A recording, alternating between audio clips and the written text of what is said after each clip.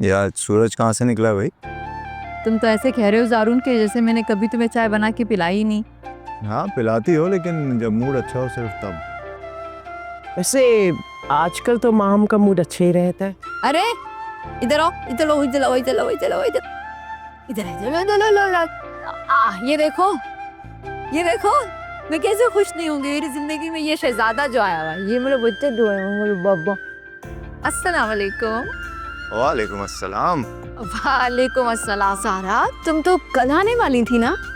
हाँ शफक, आना तो कल ही था, लेकिन कल रमीज थोड़ा बिजी था, इसलिए मैंने सोचा अब आज ही चली जाऊं। वो बहुत अच्छा किया ना बेटा। अम्मी को भी साथ ले आते हैं, वो बेचारी अकेली होगी घर में। जी भाभी, एक्चुअली आंटी को कहीं डिनर पर जाना था, फैमिली डिनर नहीं था, इसलिए आंटी को अकेले जाना पड़ा। वरना तो आप लोगों को पता है आंटी मेरे बगैर कभी कहीं नहीं जाती।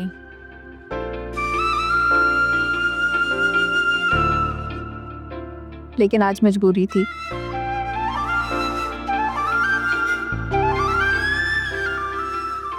मैं जैन को देख के आती हूँ।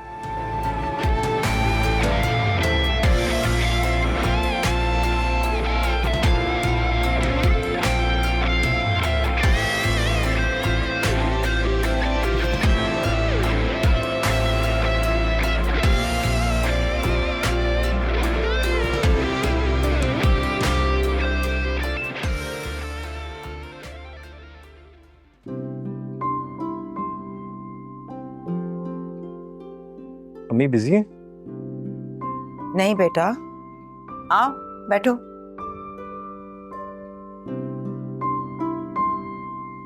ज़ारा क्या कर रही है?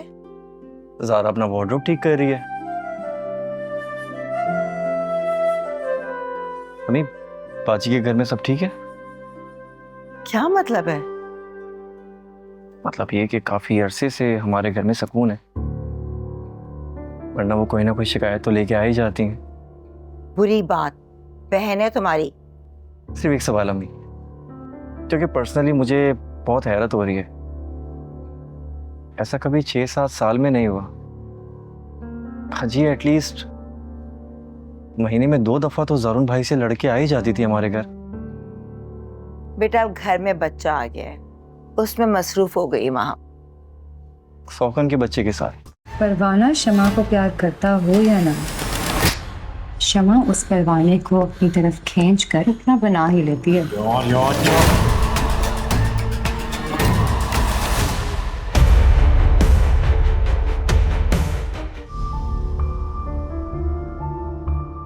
अम्मी, बाजी का तो ये मिजाज नहीं है। ये क्या फजूल बातें कर रहे हो तुम?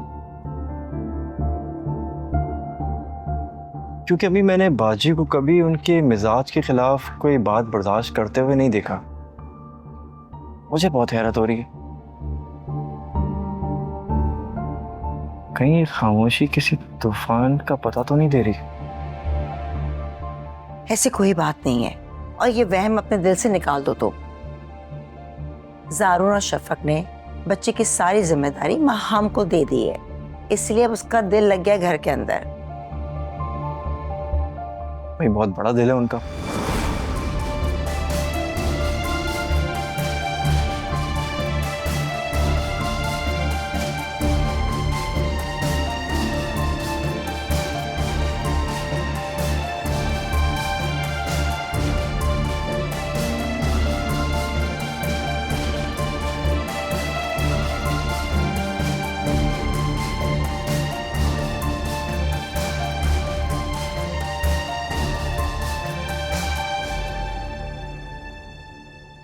शफक,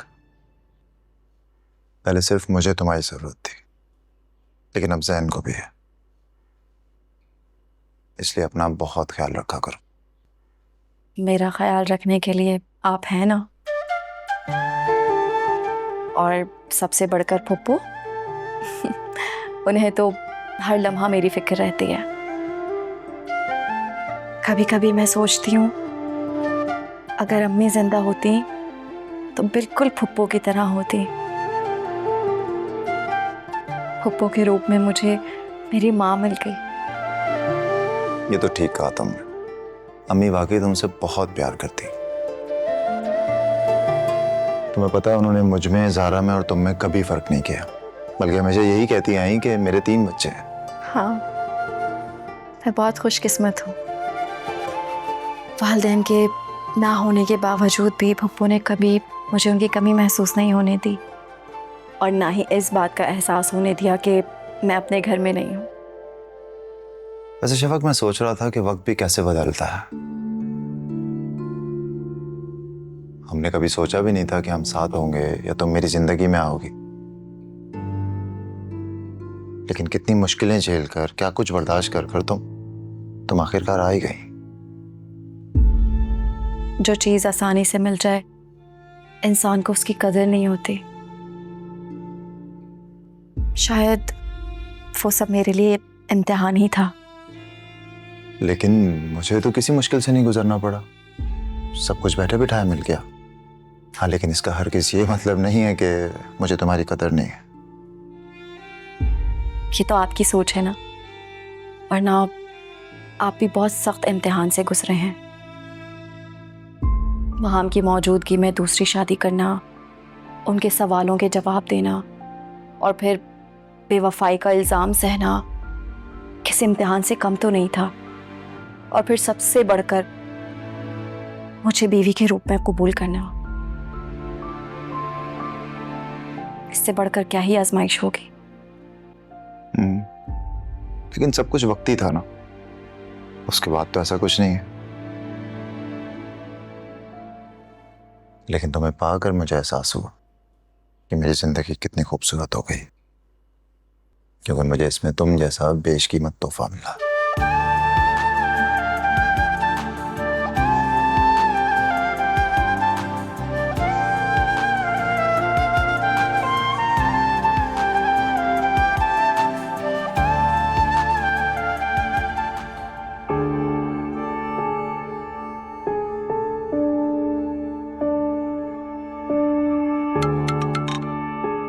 हेलो। तुमने तो बड़े बड़े दावे किए थे, बहुत बड़े बड़े मंसूबे बनाए थे, फिर क्या हुआ? मैं समझ गई हूँ, तुमसे कुछ भी नहीं होगा, सब कुछ मुझे खुद करना होगा और मैं कर लूंगी। अच्छा देखिए, आप नाराज ना हो, मेरी बात सुनिए। आपका गुस्सा बिल्कुल जायज है, लेकिन आपने शायद वो कहावत नहीं सुनी, देर आए दुरुस्त आए। मुझे अब तुम्हारी कोई बात नहीं सुननी। एक बंदे को ही सामने लेके आना है ना, सारे काम उसी से करवाने, तो कराए को तो इतने सारे बंदे मिल जाते हैं। मैं किसी को भी पैसे देके ये काम करवा लूंगी। क्या काम करवा रही हो?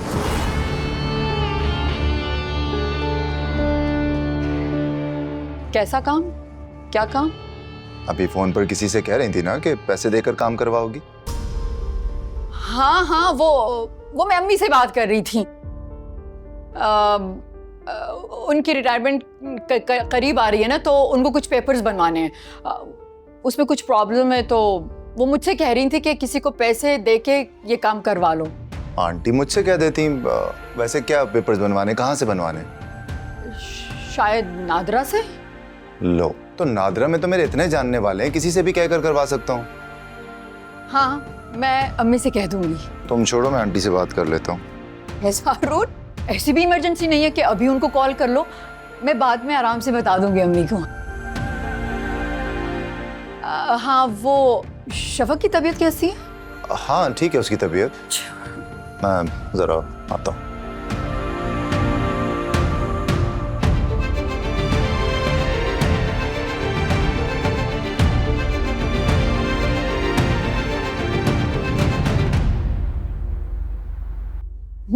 जब मेरा शहजादा बड़ा होगा तो वो भी अपने बाबा की तरह रोज इसी तरह स्कूल के लिए रेडी होगा।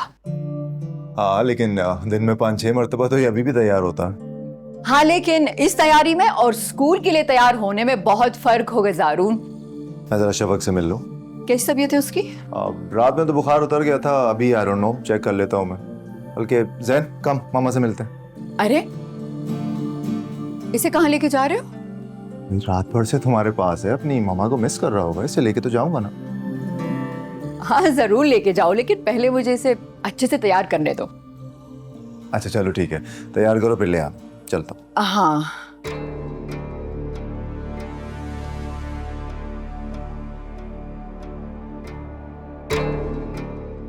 ममा तो इसकी जिंदगी से बहुत जल्द दूर जाने वाली है, फिर रोज रोज मिलने की क्या जरूरत है। अब ये सिर्फ मेरा बेटा है, सिर्फ मेरा बेटा ये है ना।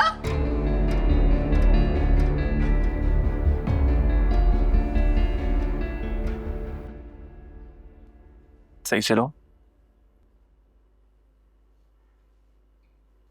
अब मेरी बात गौर से सुनो, हमें जूस पूरा कंप्लीट करना है। ओके?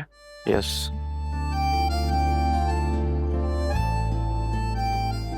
बेटा तुम तो बोर हो जाती होगी जब मैं और रमेश ऑफिस चले जाते हैं। नहीं आंटी, ऐसी तो कोई बात नहीं है। इनफैक्ट मैं सोच रही थी कि मैं ऑफिस जाने के बाद ड्राइवर को यहाँ वापस भिजवा दिया करूँ। अगर तुम्हें अपनी अम्मी के घर जाना है तो वहाँ चली जाया करो। आंटी मैं बिल्कुल बोर नहीं होती, और भला अपने घर में कैसी बोरियत। मैं घर के छोटे मोटे काम कर लिया करूंगी तो वक्त गुजरने का पता भी नहीं चलेगा।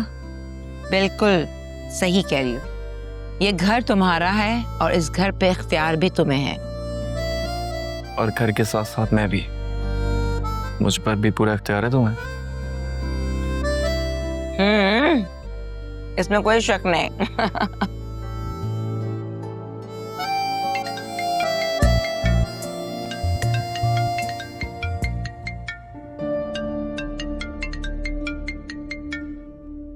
क्या हुआ बेटा, किसका फोन है?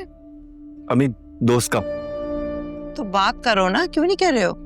अम्मी छोड़े ना, गैदरिंग का प्लान बना रहे होंगे, जानता हूँ इनको। तुम्हें पता है ज़रा, मेरे दोस्त ना हर वीकेंड प्लान बना लेते हैं, और तो मैं काफ़ी अरसे से गया नहीं हूँ। अभी भी कॉल कर रहे हैं ना, मेरे पीछे लग जाएंगे ये लोग। तो तुम क्यों नहीं जा रहे रमेश? दोस्तों से ताल्लुकात खत्म थोड़ी किए जाते हैं, तुम्हें जाना चाहिए। अरे यार ज़ारा, तुम समझती नहीं हो, बातों बातों में घंटों बिठा लेते हैं लोग। हफ्ते में एक ही दिन की तो बात है, चले जाओ। और वैसे भी इंसान को अपने लिए वक्त निकालना चाहिए, क्यों आंटी? ओह माय गॉड, कितनी स्वीट हो तुम ज़ारा। देखो रमीश, कितनी अच्छी बीवी मिली है तुम्हें, खुद इजाजत दे रही है तुम्हें जाने के लिए।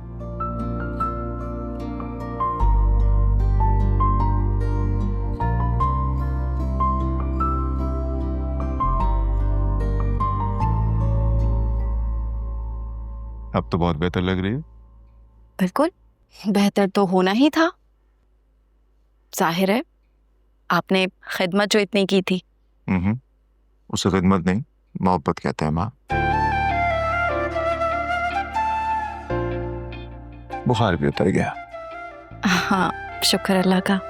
अब जैन कहाँ है? जैन माहम के साथ है, माहम रेडी कर रही है उसे। आओ चलते हैं, मिलते हैं उससे। हाँ ऐसा लग रहा है जैसे पता नहीं कितने दिनों से नहीं देखा उसे। तो बात करने में क्या हर्ज है? बात करूंगा पीछे पड़ जाएगी, मिलने को कहेगी। तो मिल ले भाई। तेरा दिमाग खराब है? ज़ारा को पता चल गया तो? उसे कुछ नहीं पता मेरे माजी के बारे में। उसके सामने मेरी इमेज बिल्कुल क्लियर है। तो ज़ारा को बता दो कि मेरे सर्कल में लड़कियां भी दोस्त हैं। तो अच्छी तरीके से जानते, लाइबा से मेरा ताल्लुक दोस्ती से बढ़ के, और मिलना शुरू करूंगा तो उसकी उम्मीदें बढ़ जाएंगी। तो डर क्यों रहा है मेरे दोस्त? हाँ मुझे लगता है भाभी ने काफी रोब जमा रखा है। ऐसी बात नहीं है यार, कोई रोब जमा के नहीं रखा हुआ। बहुत इज्जत करती है मेरी, इसका मान नहीं तोड़ सकता मैं। एक दो बार मिलने से कुछ नहीं होता, और उसे बता देना, इस तरह उसका एतबार भी कायम रहेगा। उसी की कॉल है, कर लो बात। बल्कि ये भी बोल दे कि बेवक्त फोन ना किया करे, बल्कि तसल्ली से मिल के बता देना। हेलो।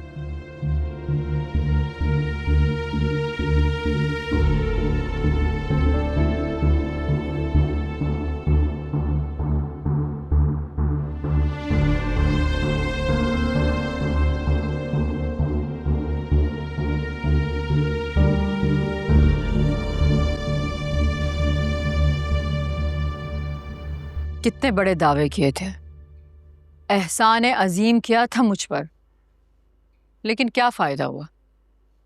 कहा था ज़ारा की वजह से अजरा और जारून हमसे दब के रहेंगे। अम्मी, आपने मेरे लिए किया क्या है? हाँ, उस घर में मेरी आज भी वही हैसियत है। आपके फैसले से कुछ नहीं बदला। तुम वहां अब तक सुकून से रह रही हो, तुमसे तुम्हारा हक छीना नहीं गया है, उल्टा तुम्हारा मान बढ़ाया है। मन्नत और मुरादों का बच्चा तुम्हें सौंप दिया ताकि तुम अजनबियत महसूस ना कर सको।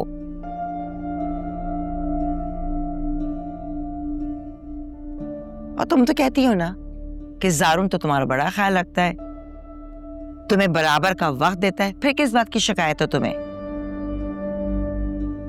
वो सब मेरी वजह से अम्मी, मैं उनके आगे बिछी रहती हूँ। खात्मा की तरह उसके बच्चे का ख्याल रखती हूँ, खिदमतें करती हूँ, उसको खिलाना, उसे साफ करना, उसको नहलाना, उसको सुलाना। वैसे माहम, तुम बहुत नाशुक्री हो। अल्लाह ने दूसरी की औलाद तुम्हारी गोद में लाकर डाल दी। उन लोगों ने तुम पे भरोसा किया, उस बच्ची की सारी जिम्मेदारी तुम्हें सौंप दी। वैसे वाकई माहम, तुम्हारा दिल बहुत तंग है। यही तो अलमिया है हमारे मुआशरे का। बेटे के सामने माँ को बेटी नजर नहीं आती, इसलिए आप हमेशा उनकी हिमायत करती हैं, और अब तो कुछ ज्यादा करेंगे क्योंकि वो आपकी चहेती बहू का मैका है। लेकिन अब मुझे आपकी जरूरत नहीं है अम्मी, मैंने अपना इंतजाम कर लिया है और बहुत जल्द उस घर पर सिर्फ मेरी हुक्मरानी होगी। क्या मतलब? मेरे पास इतना वक्त नहीं है कि अब आपको मैं मतलब समझाऊं।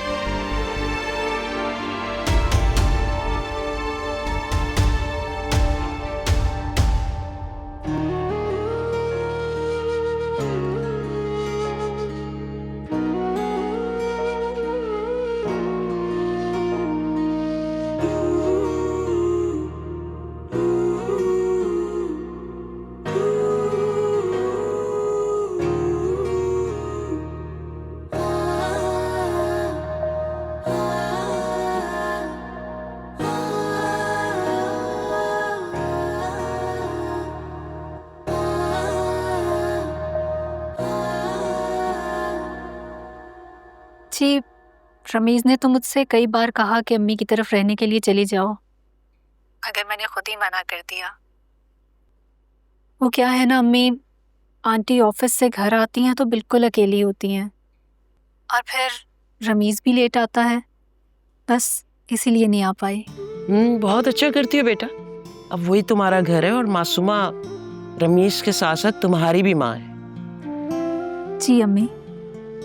ज़ारा बेटा, तुम खुश तो हो ना? मासूमा ख्याल रखती है ना तुम्हारा?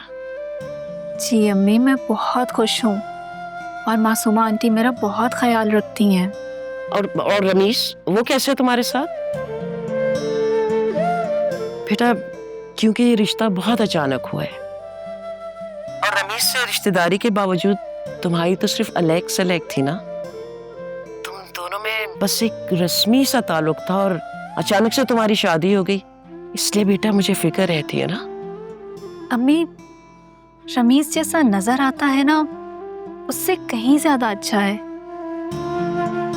बहुत ही खुले दिलो दिमाग का इंसान और बहुत ही अच्छे दिल का मालिक। आपको पता है, रमीज़ ने मुझे बहुत स्पेस दिया, मेरी ज़हनी कैफियत को समझा और मेरे साथ बहुत नरम रवैया इख्तियार किया। अल्हम्दुलिल्लाह अम्मी, मैं बहुत खुश हूँ। आप मेरी फिक्र मत किया करें। अल्लाह तेरा लाख लाख शुक्र है। बेटा वो महम वहाँ गई हुई है, जब भी वहाँ आए तो उसका ख्याल रखना। अच्छा भाभी यहाँ आई हैं क्या? मुझे तो पता ही नहीं था। चले फिर मैं जाके उन्हें देखती हूँ अम्मी, मैं आपसे बाद में बात करती हूँ। अच्छा ठीक है, खुदा हाफिज बेटा।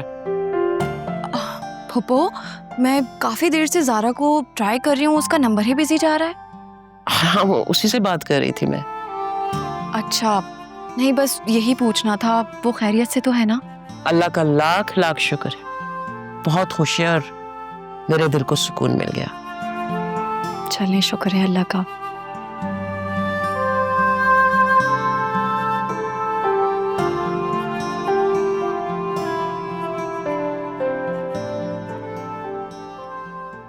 वैसे अम्मी कहाँ है आपकी बहू? कब से आई हुई हूँ, मिली नहीं, या उसे मिलने के लिए अपॉइंटमेंट लेना पड़ेगा? अपॉइंटमेंट लेने की क्या जरूरत है? बहुत शौक हो रहा है मिलने का तो रूम में जाओ मिल लो। मैं क्यों जाके मिलूं? मैं उससे बड़ी हूँ, उसकी भाभी हूँ, नंद हूँ। अम्मी आप भी ना। उसे तुम्हारे आने का पता हो तभी तो आके मिलेगी ना। जब से आई हो तुम मेरे पास ही तो बैठी हुई हो। कितनी हिमायत करती ना अपनी बहू की, बेटे की बीवी जो है। अस्सलाम वालेकुम भाभी। वालेकुम अस्सलाम। वालेकुम अस्सलाम, जीती रहो। बहुत जद ख्याल नहीं आया सलाम करने का? नहीं भाभी, मुझे तो मालूम ही नहीं था कि आप आई हुई हैं, अम्मी ने बताया। हाँ, तो अम्मी जान ने खबर दी मेरे आने की? नहीं नहीं भाभी, वो तो ऑलरेडी मैं अम्मी से कॉल पर बात कर रही थी और बातों बातों में उन्होंने जिक्र किया।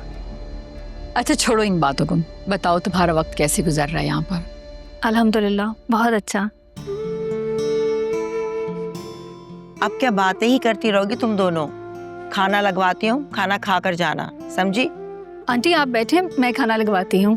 इसकी जरूरत नहीं है ज़ारा।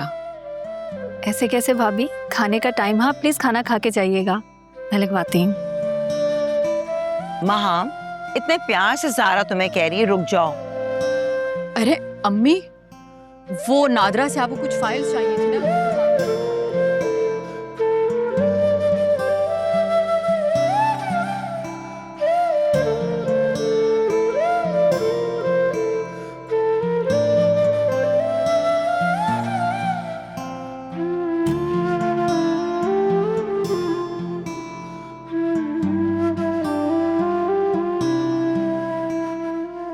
पता नहीं क्या चलता रहता है तुम्हारे दिमाग के अंदर। चलो अब लंच करते हैं।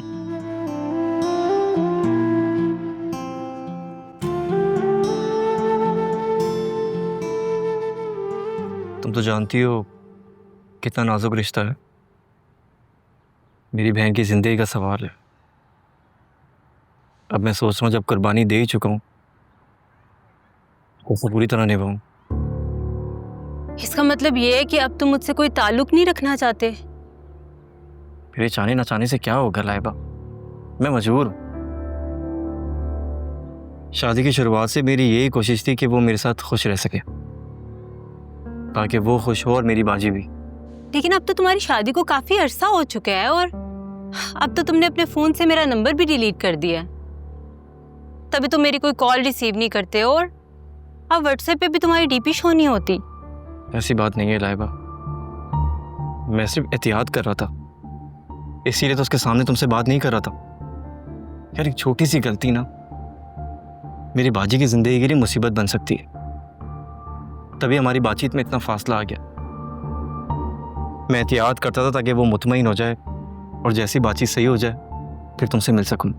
तुम्हें क्या मालूम रमीज, मैंने ये दिन तुम्हारे बगैर कैसे गुजारे हैं। और मैं जो बेचैन रहा हूं तुम्हारे बगैर।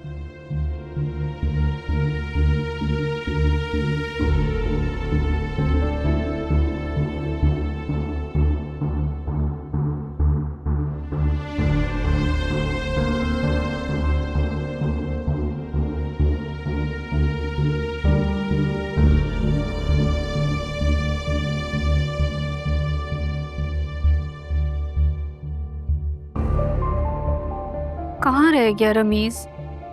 मुझसे बोल कर गया था कि जल्दी तैयार होना, बाहर चलेंगे।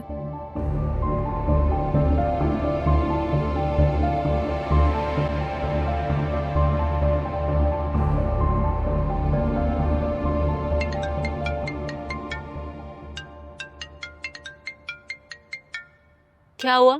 किसका फोन है? ज़ारा। तुम्हारी बीवी।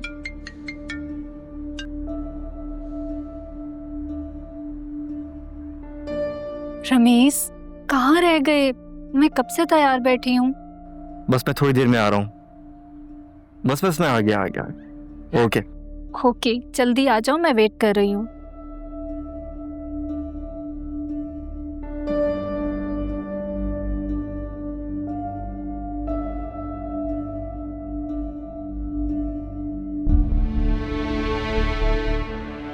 और बोलो। अब तो खुश हो? चलो स्माइल दो एक। जूस कौन पिएगा? जूस पियो।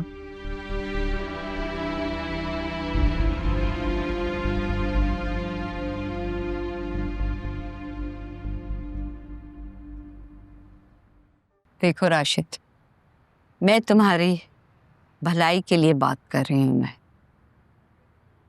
तुम्हें अब अपने मुस्तकबिल की फिक्र करनी चाहिए। आजकल के दौर में पैसा बहुत अहम है। पैसा होना तो आप दुनिया जहां की चीज खरीद सकते हैं, और अगर जेब खाली होना तो कोई पलट के पूछे भी ना। हाँ, तो मैंने कब इनकार किया? मैं तो बस आपसे थोड़ा सा वक्त मांग रहा हूँ, और क्या। ऐसे रिश्ते रुकते नहीं हैं, लाइन लगी होती है। और वैसे भी तुम उसको पसंद आ गए हो, वो तुम्हारा इंतजार कर रही है। अच्छा, हाँ तो जाहिर है पसंद तो मैं आऊंगा ही ना।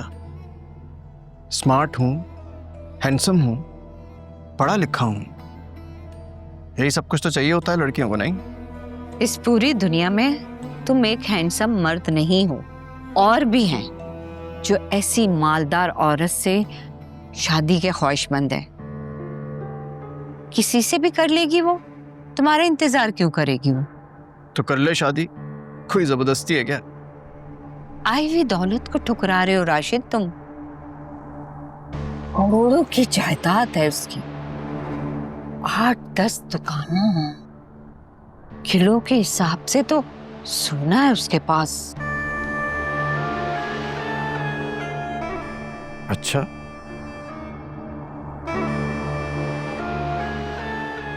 किसने बताया आपको ये सब?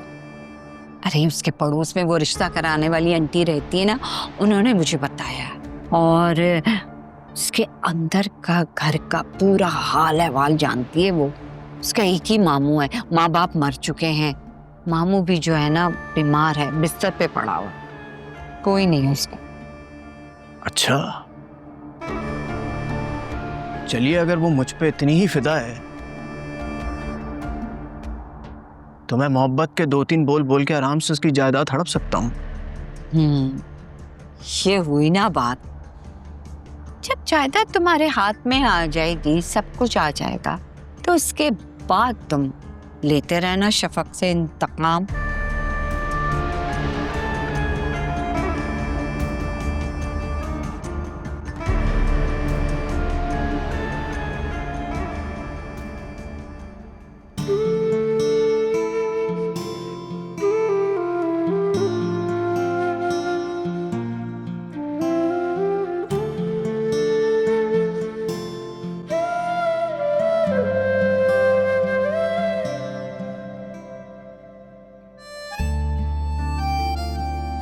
सारा, अब कल देखूंगा तुम्हें दिल भर के। कल के बाद तो तुम हमेशा मेरे पास रहोगे। कल हमारे दरमियान सारी दीवारें हट जाएंगी और तुम्हारा हाथ थाम के मैं तुमसे जी भर के बातें करूंगा।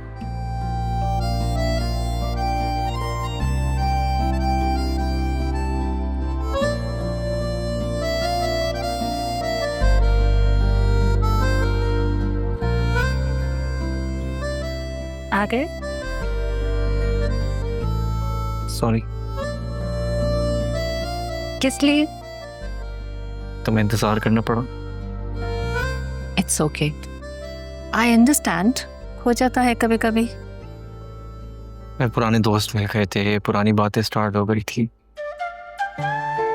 टाइम का पता ही नहीं चला, बिल्कुल ज़हन से निकल गया। कोई बात नहीं, और अच्छा है ना, चेंज मिल गया। और फिर आउटिंग का क्या है, हम कल चले जाएंगे। कल? आज, अभी तुम्हारे फेवरेट रेस्टोरेंट में, और उसके बाद तुम्हारी favourite ice cream. It's okay Rameez, हम कल जा सकते हैं। बिल्कुल नहीं।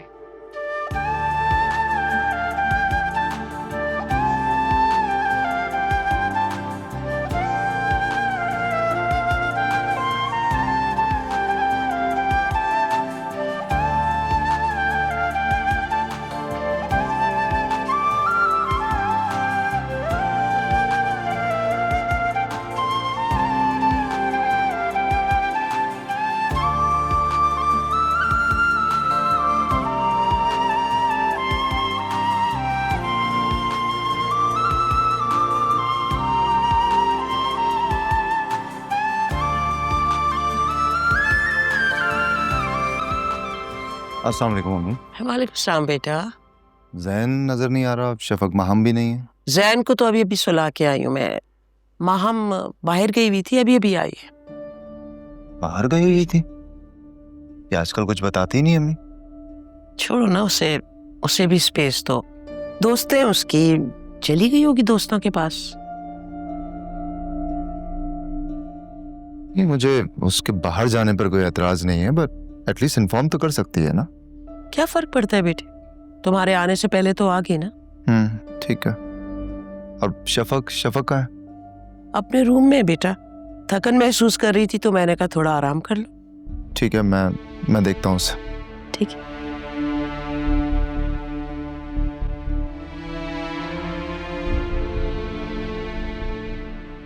शफक खाना लगवा दो, बहुत भूख लग रही है। शफक,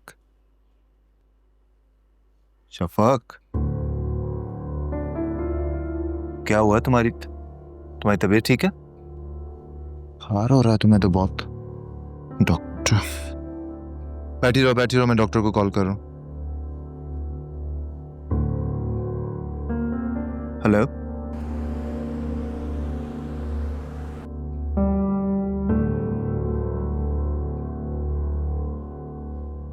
वायरल फीवर है, 10-11 दिन लग सकते हैं। 10-11 दिन? डॉक्टर, वायरल फीवर में इतना टाइम कब लगता? हो सकता है जल्दी भी चला जाए, लेकिन कम से कम 9 दिन। इन्हें इंजेक्शन लगेंगे, ड्रिप्स का कोर्स होगा और एंटीबायोटिक का भी कोर्स होगा। तो ड्रिप के लिए क्लिनिक लेके जाना होगा इन्हें? नहीं, मैं नर्स को कह दूंगी, वो आके ड्रिप्स लगा दिया करेंगे। ये मैं कुछ मेडिसिन लिख कर दे रही हूँ, ये दवाइयाँ टाइम पर दीजिएगा। जी डॉक्टर। और हल्की ग़िज़ा दें, जूसेस का इस्तेमाल ज़्यादा रखें, इंशाल्लाह जल्दी बेहतर हो जाएंगे। शुक्रिया। Thank you doctor.